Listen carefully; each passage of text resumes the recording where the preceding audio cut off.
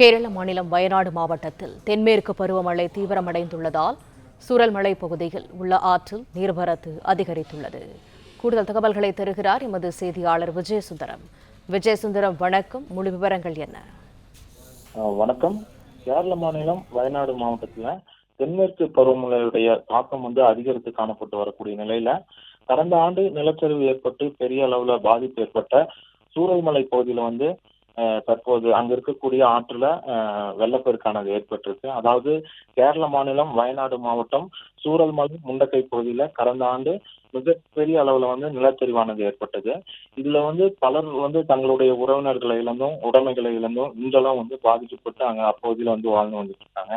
இந்த நிலையில தற்போது கேரள மாநிலம் வயநாடு அதன் சுற்றுவட்டார பகுதிகளில் தென்மேற்கு பருவமழையுடைய தாக்கம் தற்போது சற்று அதிகரித்து காணப்பட்டு வந்துட்டு இருக்கு.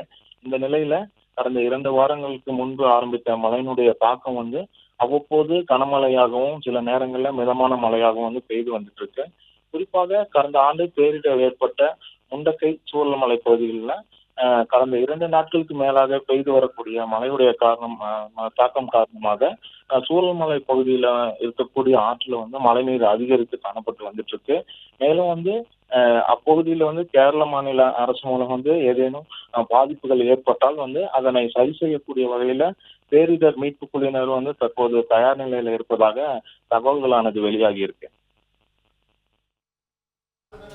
தகவல்களுக்கு நன்றி விஜயசுந்தரம்.